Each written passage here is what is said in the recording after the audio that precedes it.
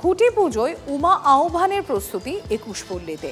উল্টো রথে শারদোৎসবের চাকা গড়ালো বালিগঞ্জ 21 পল্লী। এবারে থিম ও চাকা। শনিবার খুঁটি পুজো হলো বাঙালির সবেকিয়ানার মানচিত্রে অন্যতম জায়গা করে নেওয়া এই পল্লীর পুজোর। এই খুঁটি পুজো উপলক্ষে শনিবারে অনুষ্ঠানে হাজির ছিলেন দক্ষিণ কলকাতার সাংসদ মালা রায়, পুজোর অন্যতম উদ্যোক্তা সুরেশ শেঠিয়া এবং অভিনেত্রী পল্লবী চট্টোপাধ্যায়। কলকাতার সেরা পুজোগুলোর মধ্যে অন্যতম 21 পল্লীর পুজো এবার ৭৯তম বর্ষে পা দিল। থেকে এই ধরনের খুঁটি পুজো বহু জায়গায় হচ্ছে। 21 পল্লী, বালিগঞ্জ 21 পল্লী একটা অন্য মাত্রা রাখে পুজোর, এবং আজকে যে হাইটে পুজোটা উঠে গেছে, প্রচুর মানুষের সমাগম হয়, মুখে মুখে পরিচিত নাম বালিগঞ্জ 21 পল্লী।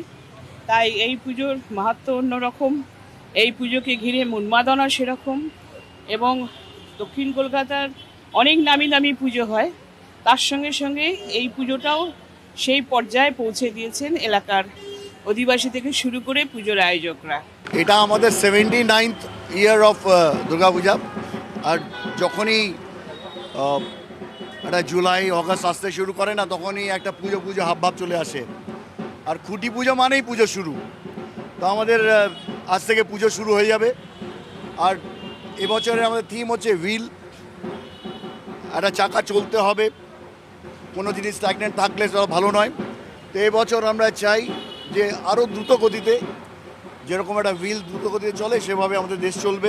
যখন 21 পল্লী থেকে ফোন করলো আমাদের সব ছেলেপুলেরা, বললো যে দিদি, আমি বললাম আমি তো আসছি, আমি 4:30-5টায় ল্যান্ড করব।